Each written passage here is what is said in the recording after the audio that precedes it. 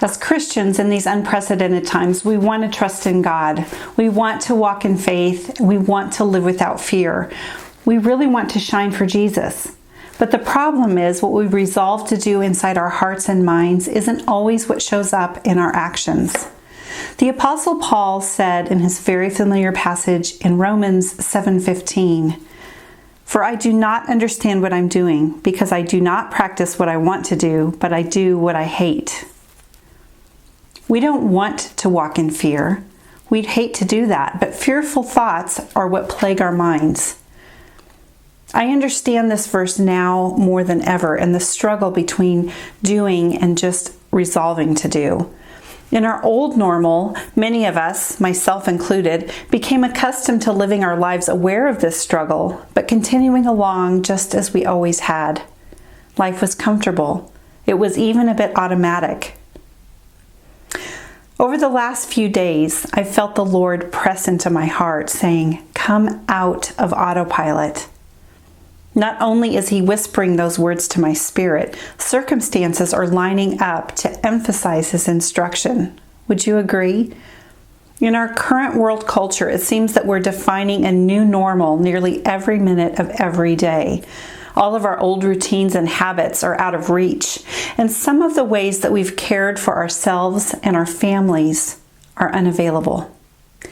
We find ourselves asking really hard questions. Like, how long will this season last? How in the world will we transition out of it? And what will a new normal look like? We don't have answers.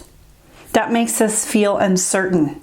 It makes us feel hesitant, as if so much of our lives are on hold. But here's the truth. God is still with us. He still has a plan and a purpose for our time here on earth. Social distancing has not relieved our responsibility to shine for Jesus. Our world needs to see the hope of Jesus on our faces and in our lives. They need to see the joy of the Lord and that it's unshakable, even in very unstable and uncertain conditions like these. Because our circumstances don't determine the level of our joy. Circumstances do not determine that. Only our connection with Jesus does. I understand feeling afraid and alone and frustrated and even discouraged during this season. Those are perfectly natural ways to feel. But we need to remember that God is so much bigger than what we see on the news or fear in our hearts. It's time to seek Him with a new level of intentionality. It's time to reprioritize Jesus in our lives. In our old normal, we would have said that we lack time for deeper connection with God. But now, because of social distancing, our lives have slowed. The pace of our world has calmed, and we're given a very unique opportunity to push a reset button. We have the chance to start with a clean, fresh slate. We have calendars that are as bare as we've ever seen them. We're not running from place to place or event to event, and in this new margin that I believe is a gift from God, we're given time and space to connect with Him. Now, I am not saying that our homes are quiet. In fact, they're bustling with people and activities. It's our pace that's slowed, not our place. But I believe with all my heart that we can take steps to dwell in God's presence and allow His healing touch to calm and comfort us in the deepest places. We can reestablish our devotional routines. We can reestablish our personal worship. We can begin to take communion in our homes as an intentional act of remembrance of who God is and His unchallenged power. Before we move further, I need you to know something. As we navigate this challenging season, know that God is not disappointed in your fear. He's not disappointed in your uncertainty.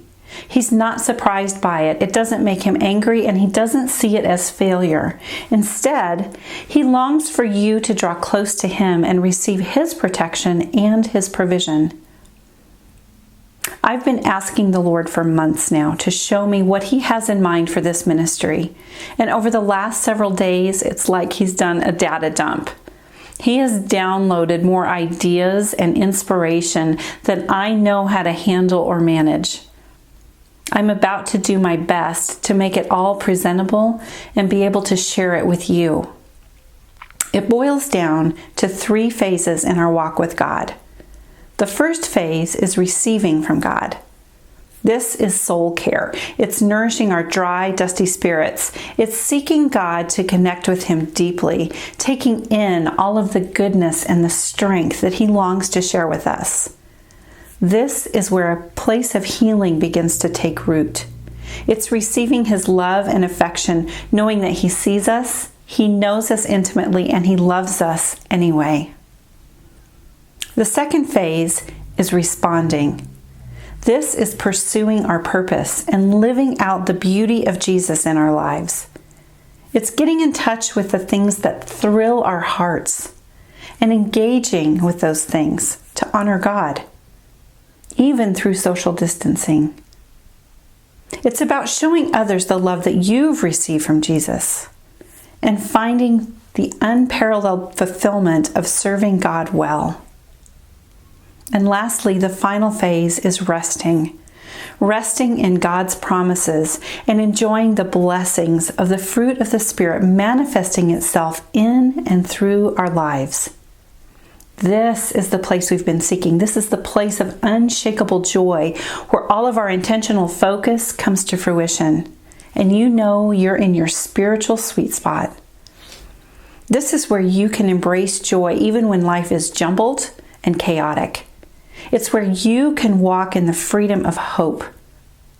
Romans 15:13 is one of my favorites, and it says, "Now may the God of hope fill you with all joy and peace as you believe, so that you may overflow with hope by the power of the Holy Spirit." That's the place that we want to be. I hope you'll join me in this journey.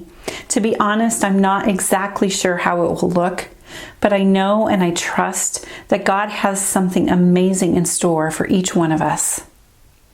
You'll want to subscribe so that you don't miss a thing. So visit CathyMcIntosh.com and click Yes, I want to receive message notifications. The button is there at the top of the homepage.